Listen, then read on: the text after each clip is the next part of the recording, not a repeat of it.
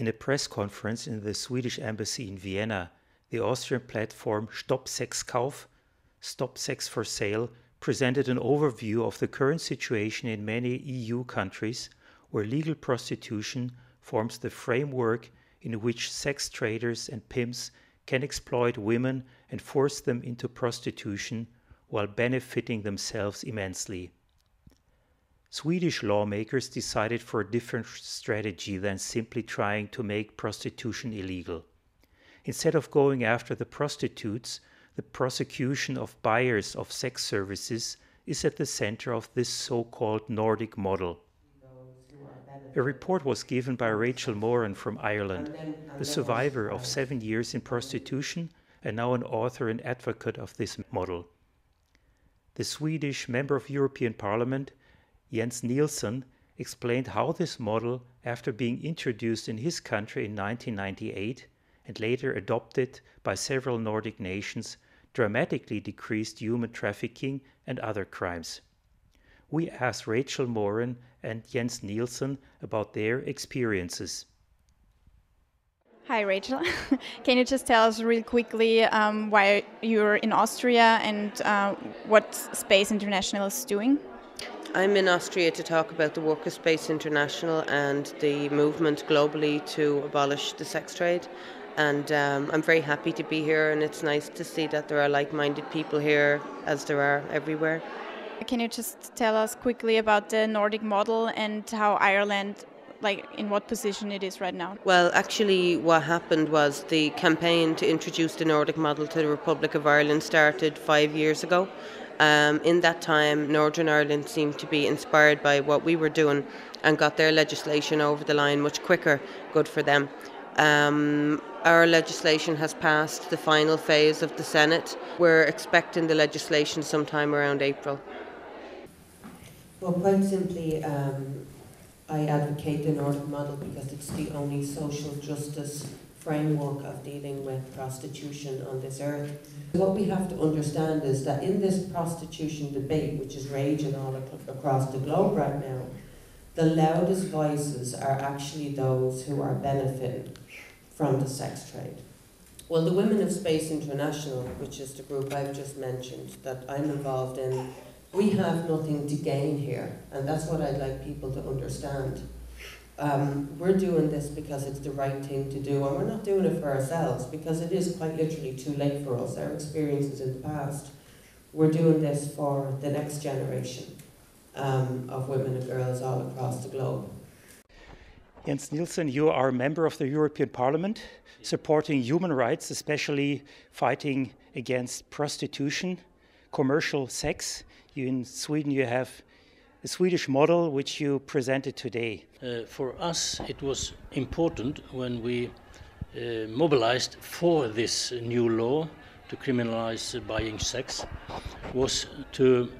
The argument was to connect this with human trafficking, the new slavery we see. You cannot see it without saying this must be stopped.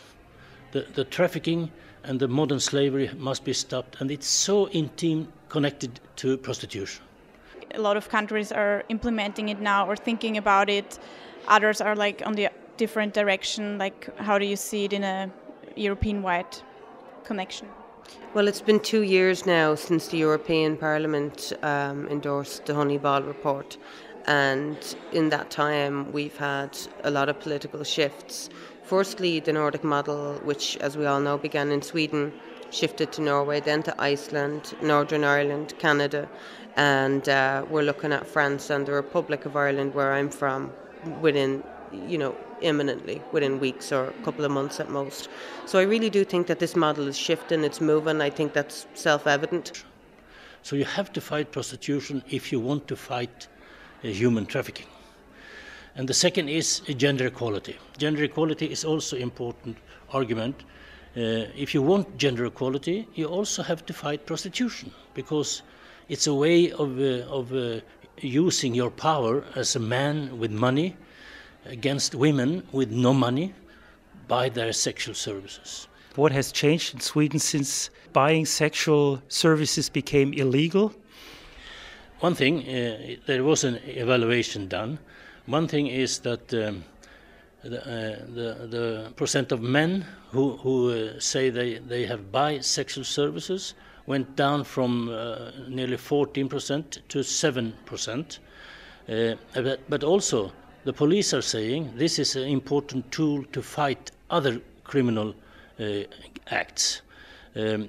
So the prostitution is connected to other criminal activities. So if you want to fight criminal gangs, you also fight. You can fight prostitution, and you gain the fight against other things. So you have to use those arguments, and it doesn't matter if it's church or whatever organizations. They should think about those two arguments and think: are we doing the right thing? Not fighting prostitution. I think that countries that go in the other direction are being incredibly wrong-footed and foolish, because what's going to happen here is that the pimps and traffickers are going to migrate. They're going to take themselves to the nations where it's easier to conduct their business, and any fool can see that it's not a good idea to open the doors of any country to the pimps and traffickers of Europe. And if governments want to be foolish enough to do that, they're going to be left mopping up the mess, and it's going to be a real big mess, as it is in Germany and Holland and elsewhere. What can people do to support their members of parliament to go for these things? I said this today. I said to my friends here in Vienna, they must involve and have active partners in their networks from different political parties. So I think that they should ask the questions to active politicians in different parties. Please join us for this work. You have to be many. You have to be well organized in political activities, and you need to have good arguments. If you do that, you can move forward. Thank you for providing good arguments. We will do our best to spread them. Thank you. Thank you.